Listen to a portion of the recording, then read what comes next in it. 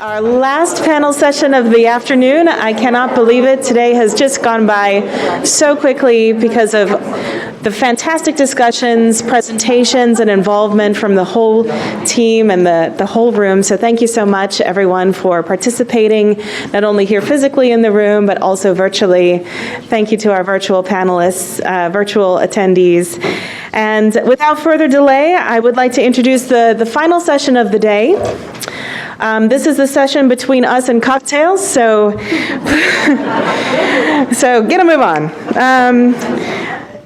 This last session has been organized by committee member Greg Suprock. Greg unfortunately couldn't be here, but he has worked so hard in pulling together this panel for everyone, and it's on a very poignant topic: current disruptors in academic research, scientific misconduct, spam journals, and mega journals. And with that, I will hand things over to our moderator, Elizabeth Lorbier, and welcome the panel. Hello, everybody. I'm Liz Lorbier. I'd like to introduce our panelists today. Our first speaker is Anne Michael, and she is the Chief Digital Officer at the Public Library of Science. Our second speaker will be Stephen Gonzalez, and he is the Health Science Administrator, Office of Research Integrity from the U.S. Department of Health and Human Services. And then our last speaker today will be Tom Olihuk, and he is actually the chief editor over at the DOHA. So please help me welcome Anne.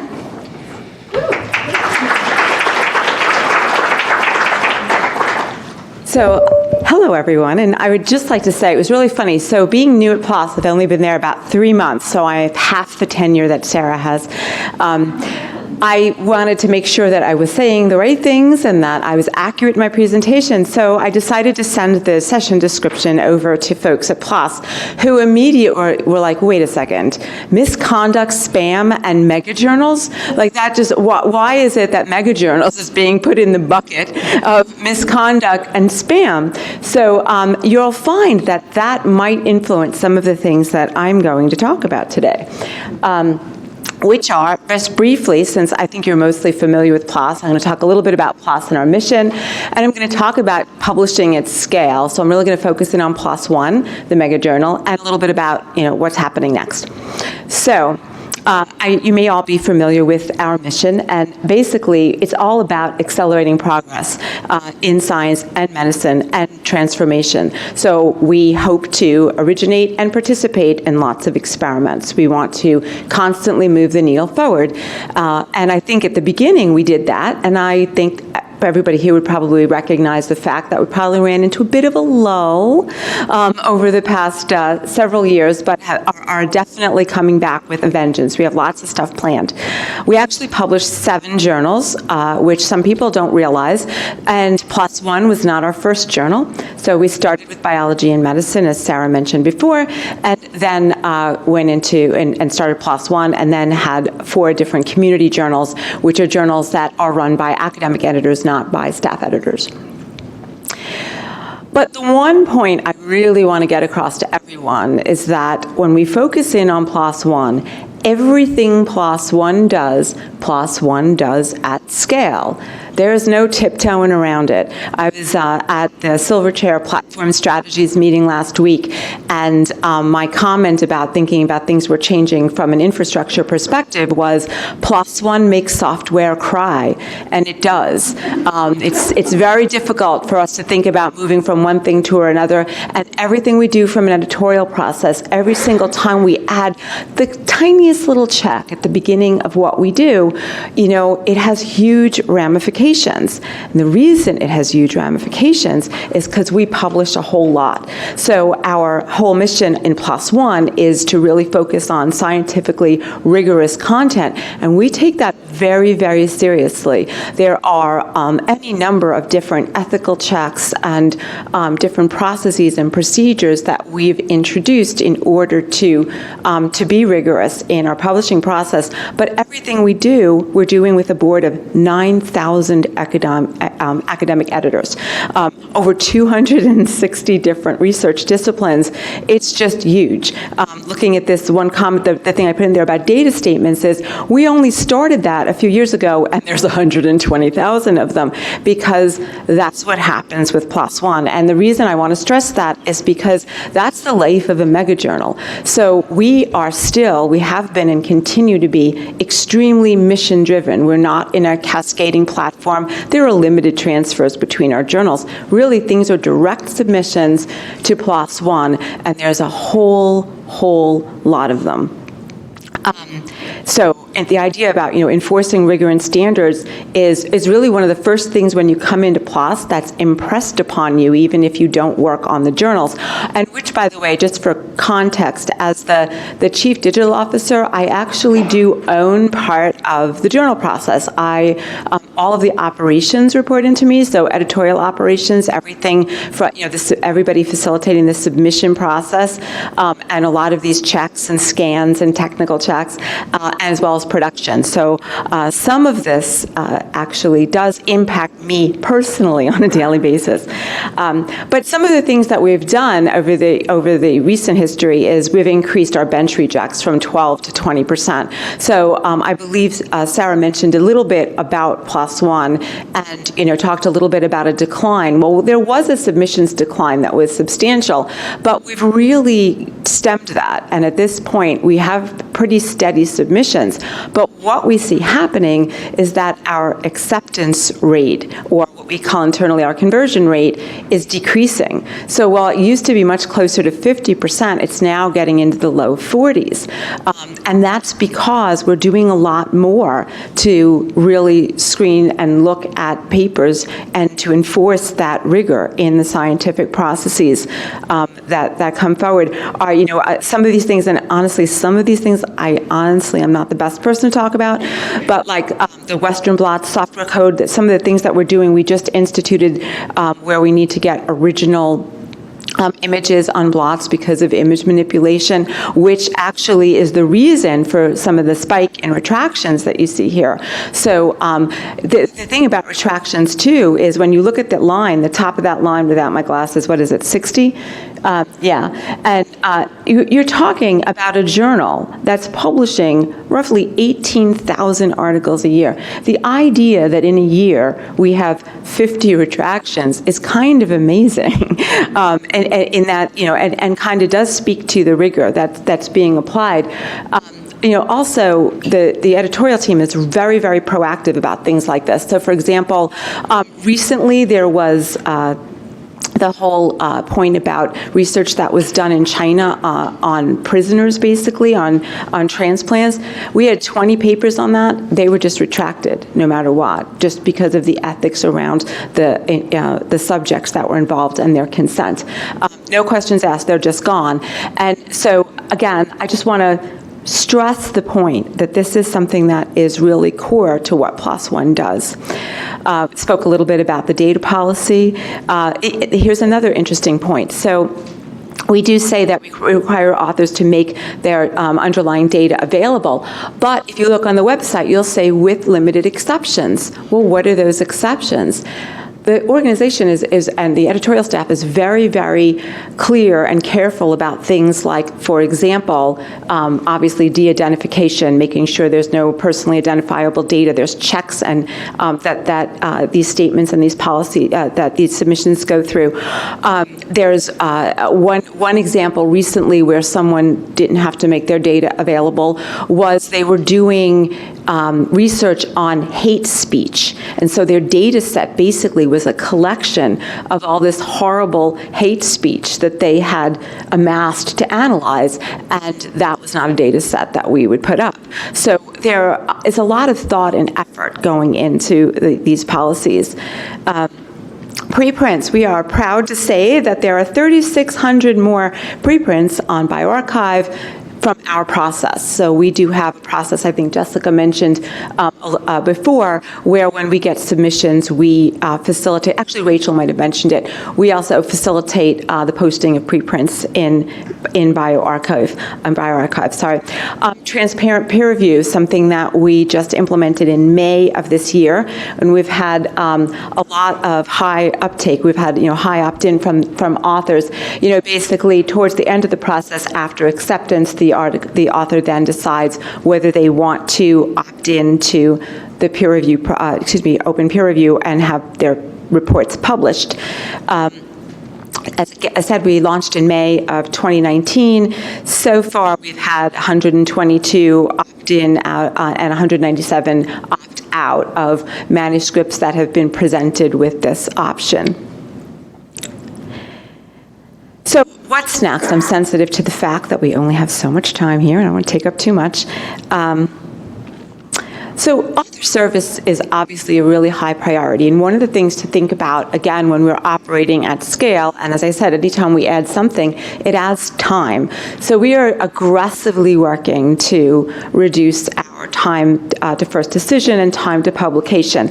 You can see where our goals are. You can see we're getting better, but we're still not quite where we want to be on a consistent level yet. So, and we feel that's really important to have, authors want to publish with us. And as, just to move on here, as Sarah mentioned, kind of the bottom line here in this slide is that, we also keep thinking about different customer groups. And as we start to think about institutions, we're going to have, a challenge, and a good challenge, in balancing the needs of the author and the needs of institutions. But just to give you an idea of a few of the other things that we're doing here, and it's kind of fortunate because they've been mentioned today, is we are part of Peer Review Commons that Jessica spoke about. And we also have a bunch of new article types that are in the works, one of which I think David spoke about was registered reports, which we are currently planning to launch both on PLOS Biology and on PLOS One a little bit later. And we're actively looking into more things we can do around author data, research data and services around data. So those are incubating, but not quite ready to pop out yet.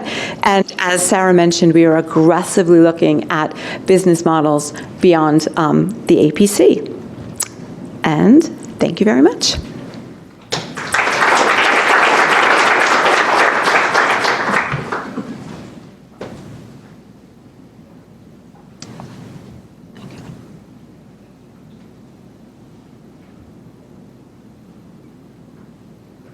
So glad you have to do that, not me. Next, we'll have Dr. Stevens speak. You can tell him from medical school. Use your first name.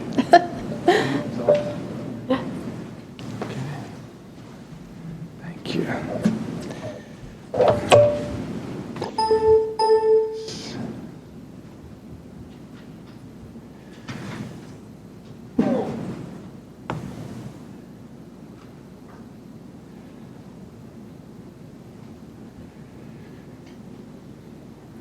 And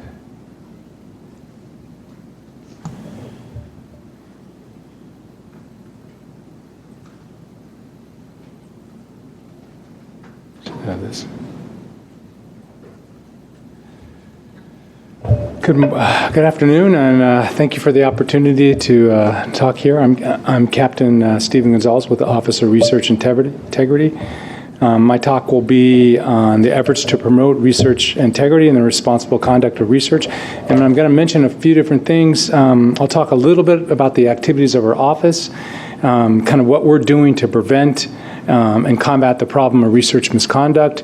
I'll pose a few questions. What can journalists do? And I'll offer a few suggestions. The office I work with, DHS, is one of several federal offices that oversee research integrity activities at many institutions that utilized federal grants. One of the many federal offices with a research integrity mission is ORI. It's created by Congress specifically to address misconduct issues, and our jurisdiction is PHS-funded research with the exception of the Food and Drug Administration. And here's where our agency lies, kind of at the nexus of the intersection of research finance, research oversight, and academic or institutional research administration. Pretty small office. We have 35 to 40 staff, and I work in government, so we kind of have to show you an org chart. And our office is divided into three different sections. So we have the Office of the Director, the Division of Investigative Oversight, and the Division of Education Integrity. The Division of Investigative Oversight has a team of examiners who investigate the case reports of research misconduct. And so that's often the stuff that gets into the news. And listed under each division are some of the programs we're responsible for. So compliance programs, assurance programs, and I'll explain these in the conferences and the grants. ORI oversees the research misconduct regulation for the Public Health Service. The policy provides the definitions of research misconduct, the elements to a research misconduct finding, and the procedures for handling research misconduct. Institutions have the primary responsibility, though, for prevention and detection of research misconduct. This is not only regulatory, but it's also frequently written into the terms of the grant. We also oversee research misconduct regulation for the Public Health Service, and the definitions of research misconduct, the elements to a research misconduct finding, the procedures for handling it, and the office is, let me make sure I get this right, pardon me, I'm backed up here. For each of you who may not be familiar with the definition of research misconduct, formerly scientific misconduct, under the regulation, research misconduct is defined as fabrication, falsification, and plagiarism in proposing, performing, or reviewing research or in reporting research results. It does not include honest error or differences of opinion, and fraud, which is regulated by civil or criminal fraud statutes, is outside of the jurisdiction of ORI. ORI's jurisdiction is based on the statutory and regulatory authority to be eligible for PHS funding. Institutions file assurances with ORI.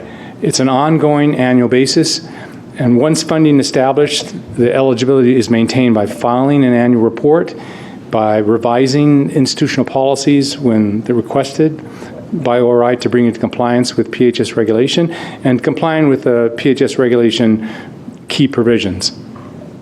Several types of institutions have insurances. So this is kind of a breakdown, a snapshot in 2017, looking at a total of about 4,000 assurances filed with, and the percentage of each type. So if you think about the $35 billion, right, that goes through the NIH extramural program, it goes out to the institutions.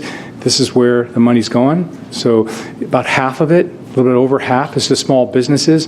A lot of that, 25%, a quarter goes to large institutions, academic institutions, and then there's a breakdown of smaller components. What's not wrapped in this picture here is the foreign, the money that goes to foreign institutions too. Oftentimes, they're piggybacked off of many of the other institutions on the graph here. What do institutions have to report on an annual basis? So institutions must report on whether they have a research misconduct policy and procedures in place, if there was misconduct that year, any allegations of research misconduct, whether institutions started an inquiry, and if it moved to an investigation. So this is a graph kind of showing over a 10-year period the number of allegations, inquiries, and investigations reported just by the higher education piece of it, so just by that 25%, that quarter. To keep its insurances active, each institution must submit an annual report, which I mentioned earlier. And that provides an aggregate information on the allegations, the inquiries, and the investigations and other activities. Over the past 10 years, for instance, institutions reported about 766 allegations, 851 inquiries, and about 645 investigations. And in 2017, it's not on this graph, the numbers were even up. About 114 institutions reported, self-reported, this is self-reported information, about 127 allegations, 126 inquiries, and 88. And the numbers keep going up. 2018, it's even higher. This is the general process for handling an allegation. So the institution goes through that process, and it's sequential. with time limits for holding inquiries and moving to an investigation. However, the adjudication piece of it,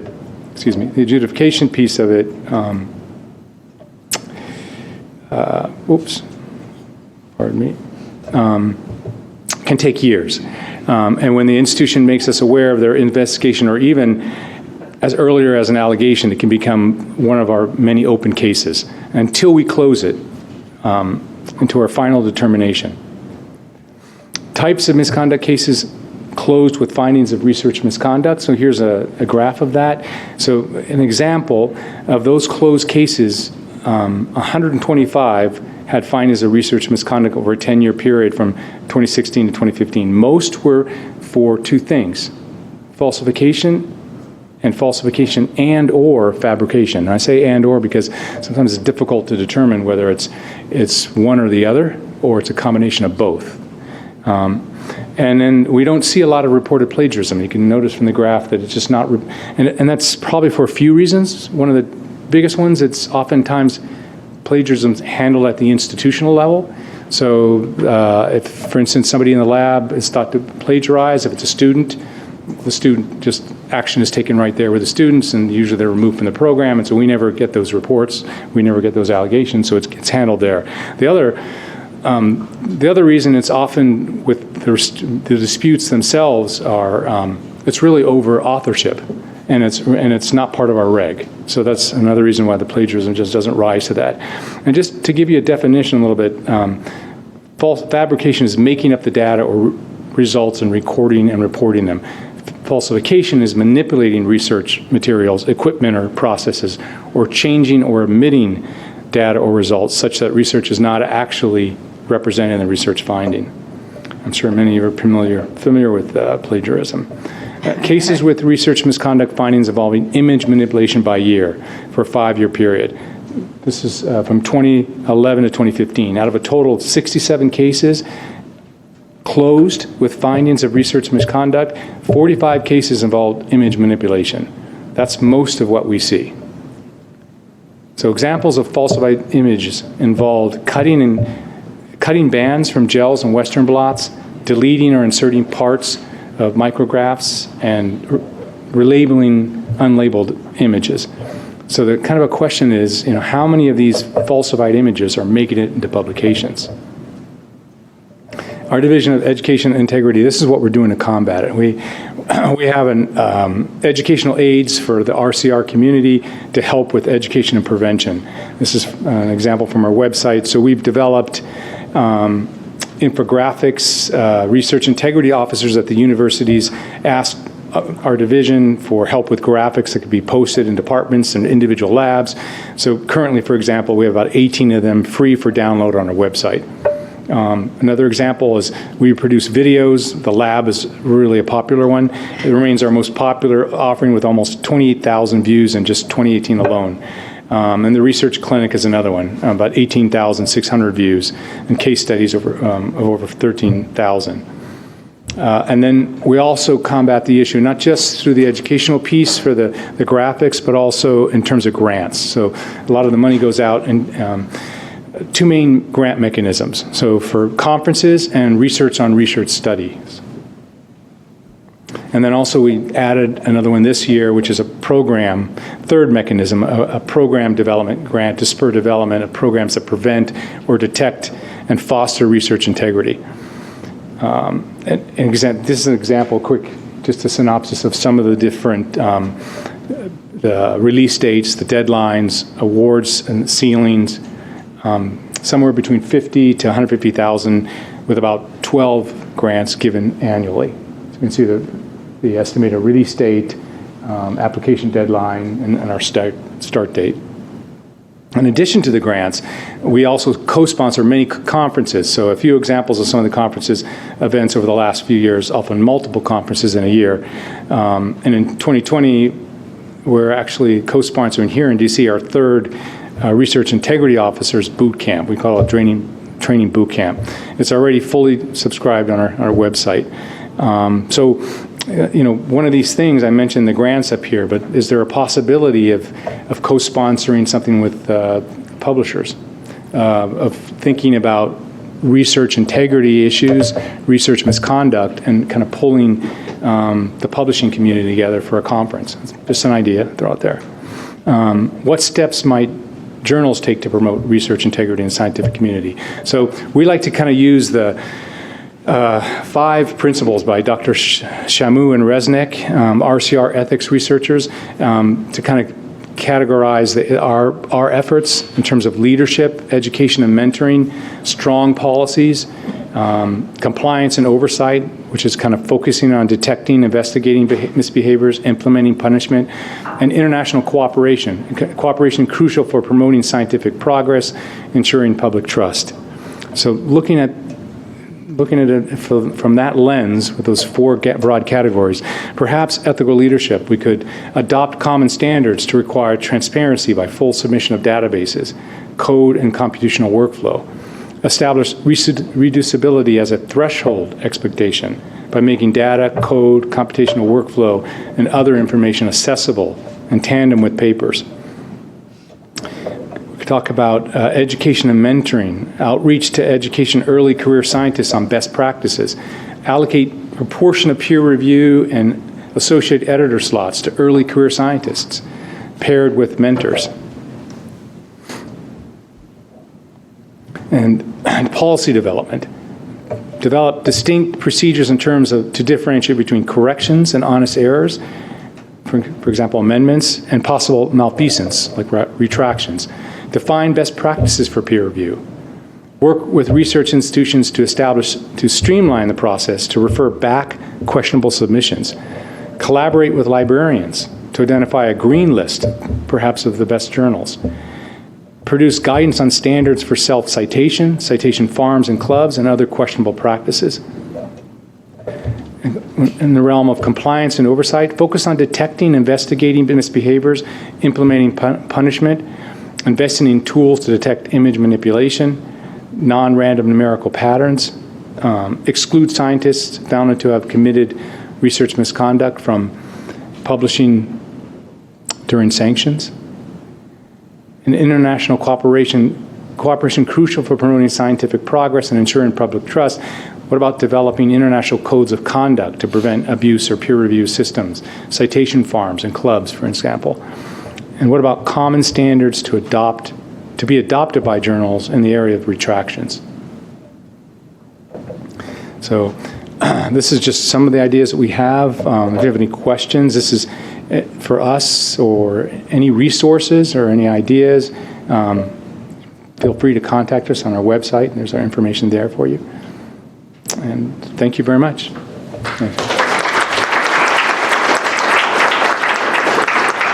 Thank you. That was extremely informative. Our last speaker for today, before we have questions, is Tom Oliva.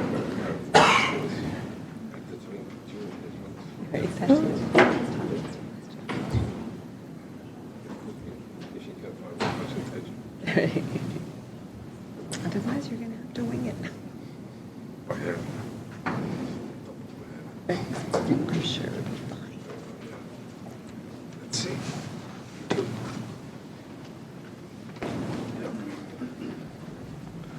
Okay, thank you for the invitation to speak here. I am working at the Directive of Open Access Journals as the editor-in-chief. And I think it has become increasingly important, the Directive of Open Access Journals. If you know the Plan S, Plan S requires open access journals to be in the DOAJ. So that means that we have to be increasingly selective in what we do. I'm going to talk about the disruptive elements.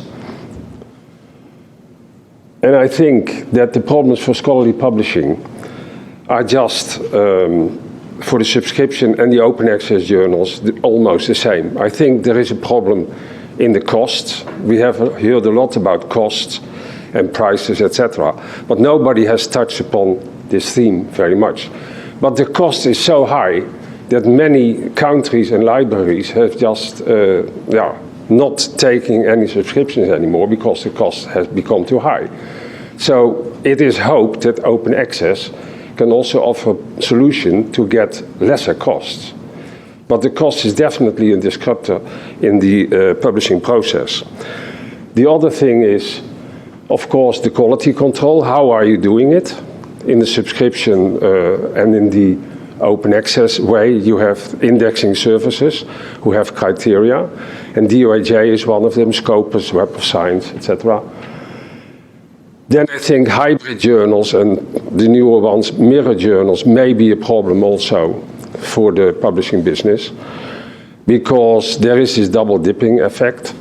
And the mirror journals may open the possibility to have very high APCs for certain journals that are open access and have the same names as the journals that exist.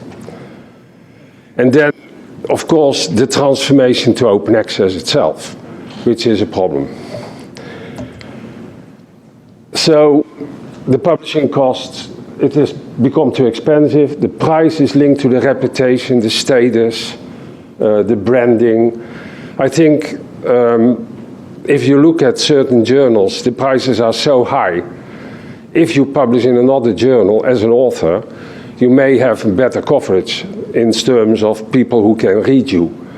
So the branding shouldn't be decisive in where you publish. And most of the publishers are using the branding and the reputation to just ask very high prices. And one of the main problems is that some publishers also control the ranking. So the ranking system, in the case of Scopus, is in the hands of the publisher. So you are going to have your journal ranked by a publisher, and they determine how high you are and where you should publish as an author or what is important for the funders or so. So I'm not talking about Clarivate, which is a bit of a different case. So Plan S requires for the prices that it's transparent.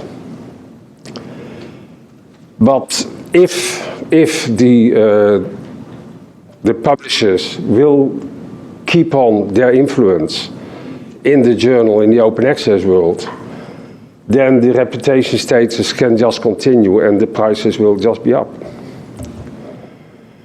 So just tell you a bit about open access versus toll access. I think there is a problem of a change of mentality, because open access is about sharing and toll access is more about protecting.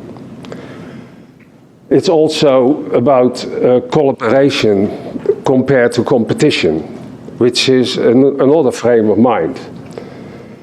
And the last one, innovation conservation, you may not really see the reasons, but I think that there is a lot of trying to keep the existing system going versus open access, where people are trying to find all the ways, like in the peer review things that you have heard about. So now we come to the good and the bad and the ugly. I think there is a bit of a prejudice in what you think are the good, the bad and the ugly. So the good is probably the subscription journals, no matter what. I mean, you have a list of them. And if you are such a journal, you're not open access, then you're probably good. The bad is low quality, and probably open access is always low quality because there is not much peer review or people are not serious or whatever. There is a general thinking about it. I'm not saying with the publishers, but with the general public and with the scientists. And the ugly, of course, is the predatory journals, of which people think it's mostly open access journals. And because the media have given a lot of attention to this phenomena. So, if you talk about low quality publishing, then the real picture is not that low quality publishing is mainly in open access. Because if you look at the real figures, there is subscription journals in Scopus and Web of Science. It's about 30,000, 35,000. And the total number of journals is 130,000. So there is a lot of journals not in Web of Science Scopus. if you take them as the quality criteria. If you look at the open access journals, then you have 13,000 at the moment in Directive open access journals, which is only fully open access journals. And there is probably 30 or 35,000 open access journals that could be registered. So there is also a proportion that we miss, which is probably quite a few that are low quality, but the ones that we check are quality. So if you compare the two, open access, toll access, there is not that system that open access is low quality.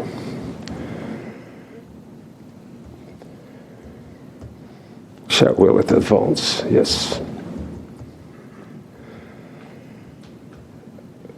Now, is there a problem of the predatory publishing? Well, I think there is. And in a certain sense, you could also say that those publishers that ask very high prices for their services could also be kind of predatory. But there is also open access, subscription journals, there are predatory practices. How big is the problem? Well, many people think it's a very big problem. But in fact, it's a minor problem. I mean, the media put a lot of attention to bad publishing, predatory publishing. You have seen this thing. You have seen the media attention in the summer, last summer. But the real figures are not that it's very high. It's just a very nice subject to cover for media attention. But the thing that is going on, that if you are a scientist, you want to publish in a journal, why would you publish in a journal that you don't know? You know, it's also a certain common sense that you would have.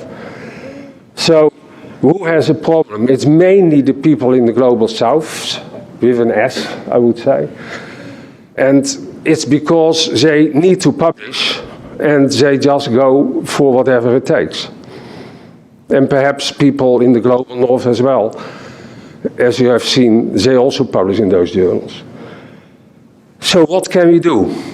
And now I have to apologize for the words blacklist, whitelist, because, yeah, it's not a very good term.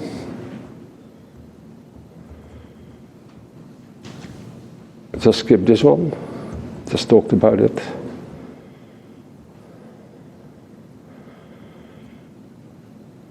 So I want to talk about why open access journals is an exaggerated problem. You see that there was a study of Björk that is published in 2014. It's still very much cited. And they said there is 8,000 journals. And there was a man, Walt Crawford, from the United States, and he did a very thorough analysis on the same data. He found that it's 3,000 journals. The number of articles that was from predatory publishing was also considerably less than what was reported in that key paper. So there is an exaggeration that is just taken as true, while it's not true.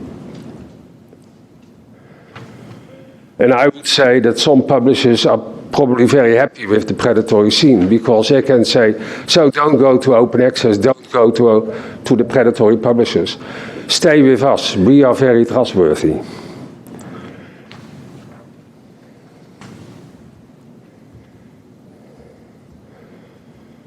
How to tackle this problem? Well, you can marginalize this phenomena of predatory publishing.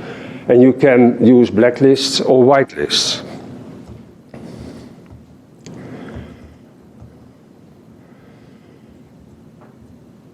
And I would say some words on blacklist. So a blacklist is a list of the bad journals. So why would we want that? If you are a scientist and you want to publish somewhere, do you want to study lists of blacklisted journals, so where you don't want to publish? You are looking for journals where you want to publish. You are not looking for the bad quality stuff. It's more like if you need a hotel, are you going to look through lists of hotels that are very bad? And then afterwards you say, oh God, now I have to go somewhere else. So I don't think that blacklist is a very good idea, especially also because if you put some naming shaming, it tends to stick. You can't get it off.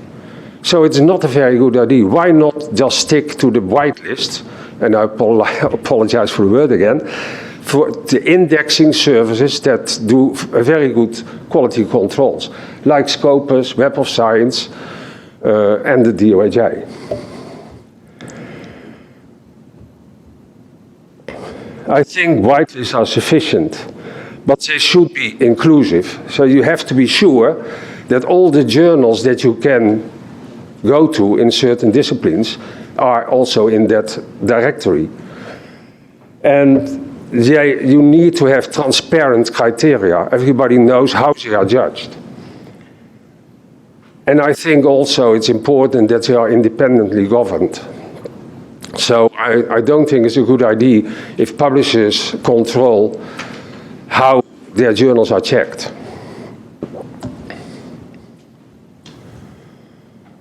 So these are the current whitelists, I think. Scopus, Web of Science, K-Belts, and you have the Directive Open Access journals.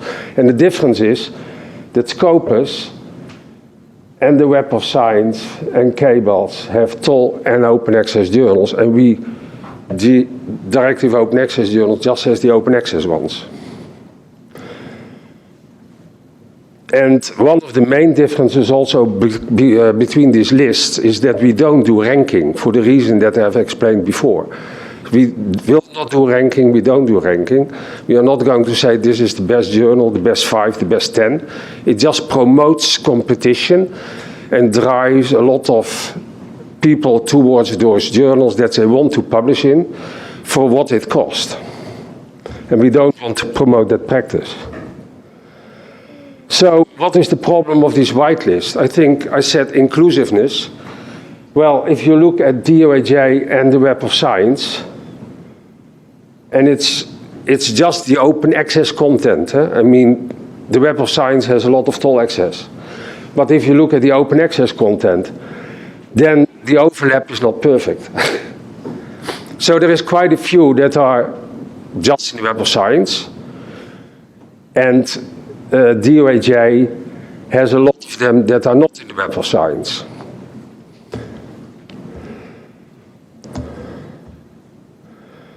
If you look at K-Bell, then there is also quite a few that are not in the cable whitelist, and there is a very low quality overlap. So you can say that there is 2,300 journals that are not in the Directive Open Access journals, open access journals that are not in the directory. And there is 8,000 journals that are in the Directive Open Access journals and not in Scopus or Web of Science. And we did a detailed analysis on what those journals are. And we found that of the 2,300 not in the DOAJ, there are quite a few that didn't apply to be included. And of course, we are not going out and look at all the journals. The journals have to come to us to ask to be included and see the application, and we are going to check. And of the 8,000 that are not in Scopus or Web of Science, quite a few are non-English journals. Journals from the Global South, journals from Latin America, journals from Asia and from Africa. So for the moment, the DOAJ is the most inclusive one, according to the figures. But of course, we are not completely inclusive, because we also lack some journals. Here is an overview, and for the sake of time, I'll just put it on, and you can have a look at it in more detail when the slides are up for general public. But this is a slide from Delta Think information. And you see there is quite a few journals, like I said, 130,000 total. And the open access journals is a varying amount. If you look at the open access journals with good quality control, it's probably 9,000. And there we're talking about the English language journals, mainly. There is a recent work by Unpayable, where they looked at the DOAJ open access journals, which is 13,000. And they found there are also for the open access journals that are not in the DOAJ, but also not quality checked, of course. and it's about 10,000. But through Unpayroll, you can find those journals. So those journals should also be checked for quality, and we hope that we can find them and do acquisition. And they come to us by themselves if there is the rules of the Plan S, for example. But we can become more inclusive by including those journals as well. And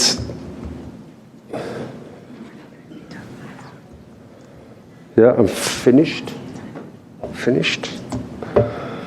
So I think what I think that we can do is that we abandon the ranking of the whole whitelist ranking that is getting on and that is pushing prices high. We do acquisition for more journals. And we develop new assessment methods that are not based on the citation rankings. And probably we need to do just a coordination between the whitelist, the K-Bell, and the Scopus and the Web of Science and us to see what ones are in, what ones are out, who we can trust. And don't invent the wheel all four apart. And that's my presentation. Thank you. Thank you. Thank you very much. I'm going to take time for some quick questions. All right, well, I will. Oh, got a question? Okay. Hello. Chavi Chauhan from American Society for Investigative Pathology. And my question is for Captain Gonzalez. So we published 2 journals, and on occasions we have used ORI tools for detecting scientific misconduct and even seeked help from ORI to analyze things in greater details. We recently expanded the scope of one of the journals to include articles on computational pathobiology. So with this emerging breed of journals that are integrating artificial intelligence, and perhaps using biased algorithms or neural networks or machine learning language that, or those tools that not many peer reviewers might understand. And so my question is ORI working proactively on coming up with some guidelines to help contain that sort of misconduct or even identify honest mistakes so they don't perpetuate? Yeah, thanks for that question. So, because of time constraints, I skipped probably one of the most important slides, and it was just to answer that question that you just answered. So, what I had up there on that slide was the conference grants, and just to give you this year alone, coming up in 2020, that were awarded, that deal with just that issue with AI, machine learning, image manipulation, and all the computer different collaborations between different, so there's collaborations with Harvard, with Syracuse University, with the Defense Advanced Research Projects Agency, DARPA, and their AI machine learning process through Purdue. So for this year, we have conferences and we have grants for the research on research just for that issue. So they're working hard on the image manipulation issue. It's really difficult to deal with because when you're talking about image manipulation, it's a few things. It's not just noticing the picture. Oftentimes the images are inverted. They're flipped upside down. They're twisted. The background is moved. And so and there's just a lot of haze. So getting the computer to recognize that and to understand it and read it in huge volumes. The second issue is just scanning multiple journals, the bandwidth. That's the biggest issue right now, trying to work through the bandwidth issue to be able to screen just hundreds and thousands of images, and they're trying to solve that issue. And so we have people from top universities working on it. That's the good news. The bad news is there's always technology out there. It's made available. Somebody learns that technology, and then the next thing is they're using it to manipulate. And so we have to stay one step ahead. But yeah, hope that answers your question. Yes. Hey, it's Adrian. Just thinking about the last panel too about indexes. One of the stories I've heard is that certainly in places like China, when journals appear on the retraction watch a lot, that's been a sort of an indicator of a journal's quality. But one might argue that that's showing they've got good procedures to be able to be on the retraction watch. So I'd just be interested to hear your thoughts about the retraction watch.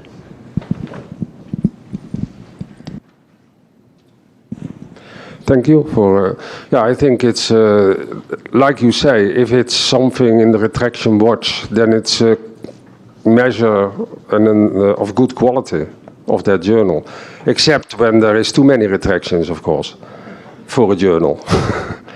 there is a quantity issue. But for China, I think, it's very difficult, like other people already said, to estimate what's going on there. And I think there is an enormous amount of Chinese articles and journals that we are not aware of, things that are published that we are not aware of, and which will certainly not figure in the retraction watch. And if you have, we can discuss this a bit more later, perhaps.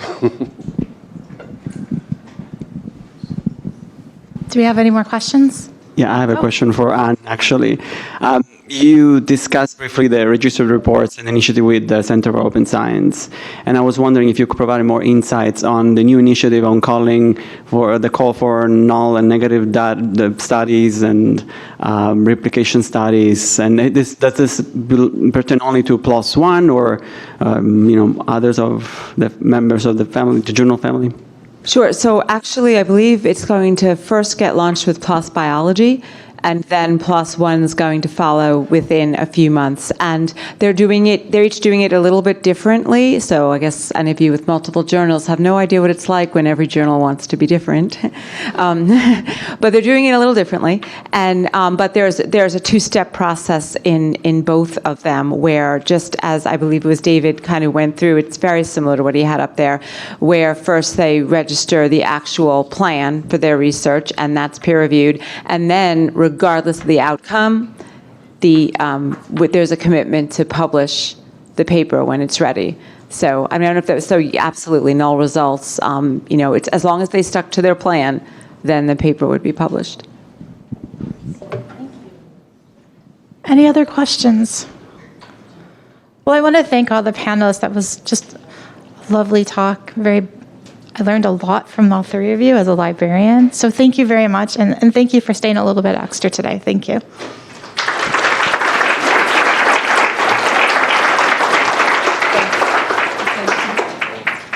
Thank you so much, everyone. This was such an engaging and interesting day. And for all of you speakers today, I just want to say thank you to the organizers, to our sponsors, and Genta, Web of Science, Libros, and Cadmore Media. Thank you. I can see the sign.